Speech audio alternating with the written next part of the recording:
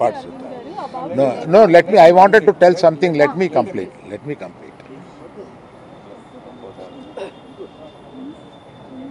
ఒక ఆల్ ఇండియాలో ఈ కలెక్షన్స్ బ్రేక్ చేసిన సినిమాలో తన కష్టం, ఆ సినిమాకి అంత కలెక్షన్స్ రావడం, ఇవన్నీ చేసిన ఒక సినిమాకి అతను వెళ్ళి మొదటి షోలో తను కూర్చొని జనం దీన్ని ఎంత అప్రిషియేట్ చేస్తున్నారు, తనని ఎలా రిసీవ్ చేసుకున్నారు అని చూసుకునే అదృష్టం లేకపోయింది వాళ్ళ.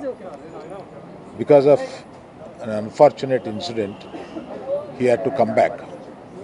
ఆ తర్వాత ఒక తండ్రిగా నాకు ఇంత సాధించి ఇంత పెద్ద సినిమా తీసిన అతను లాస్ట్ 2 వీక్స్గా ఈ గార్డెన్లో మూల కూర్చుని ఉంటున్నాడు.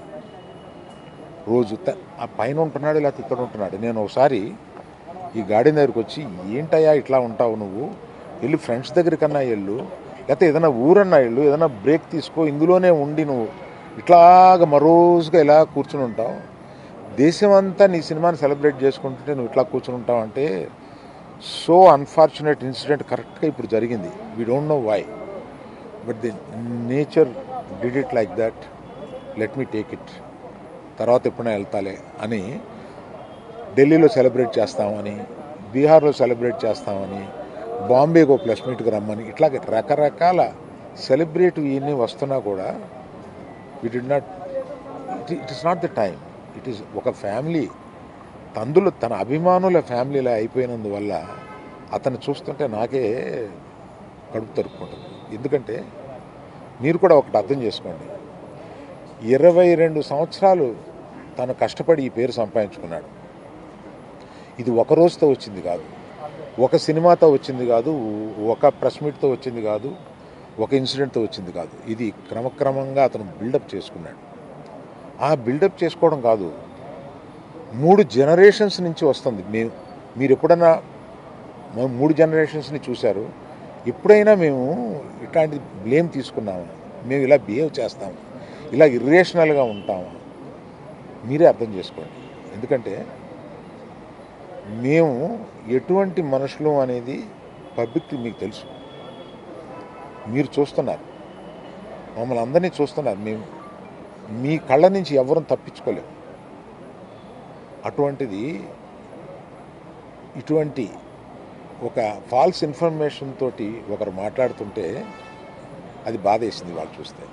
కనుక ఈ క్లారిఫికేషన్ ఇవ్వాలని అతను అన్నప్పుడు తప్పనిసరిగా ఈ క్లారిఫికేషన్లో లీగల్ అబ్జెక్షన్స్ ఏమైనా ఉన్నాయా అని కనుక్కొని లేవు అని తెలిసిన తర్వాత ఈ క్లారిఫికేషన్ ఇచ్చారు. దయచేసి ప్రెస్ వారు, ప్రజలు మీరంతా ఆదరిస్తే, మీ అభిమానంతో పైకి వచ్చిన కుటుంబమే, ఆ అభిమానాన్ని అర్థం చేసుకుని ఇలాగే కంటిన్యూ చేయమని నేను కోరుతున్నాను. Thank you sir. అబ్బాయి ట్రీట్మెంట్కి సంబంధించిన మెడిసిన్స్ కానీ ఏమైనా ఇస్తున్నారా? అటు అయ్యే ఖర్చులు మీరు భరిస్తున్నారా? గవర్నమెంట్ భరిస్తుంటే ఏం జరుగుతుంది సార్? అయితే దానికి కంటిన్యూ చెక్ అనౌన్స్ చేసిన వెంటనే మంత్రి వెళ్ళి ఇచ్చేశాడు. ఇప్పటికి 20 రోజులు అవుతున్నా కూడా అల్లు అర్జున్ గారు ఇంకా ఇవ్వలేదు. దీని వెనక కారణం ఏంటంటారు? నేను అవన్నీ చెప్పడానికి రాలేదమ్మా. ఇక్కడ వ్యక్తిగతంగా నా బాధ ఏదో మాత్రమే చెప్పడానికి వచ్చాను ఇక్కడికి. అవన్నీ ఇంకో ఇన్సిడెంట్లో చెప్తాను నేను. అంటే ఎందుకంటే ఇందాక అర్జున్ చెప్పబోయి కూడా, అర్జున్ ఒక అమౌంటు, నవీన్ మైత్రి వాళ్ళు ఒక అమౌంటు, డైరెక్టర్ గారు ఒక అమౌంటు, ఇదంతా పెట్టి ఒక ట్రస్ట్ చేద్దాము ఇది అని ఏదో అనుకున్నారు. దాన్ని ఇప్పుడు చెప్పి మెయిన్ ఆ విషయాన్ని డైల్యూట్ చేయడం ఎందుకు, దాన్ని ఇంకొకసారి వచ్చి వివరంగా వాళ్ళు మైత్రి ఈయన అందరూ కూర్చొని దీన్ని ఎలా చేయబోతున్నాం, ఎంత సపోర్టివ్గా ఉండబోతున్నాం అనేది తప్పనిసరిగా మీకు చెప్తారండి.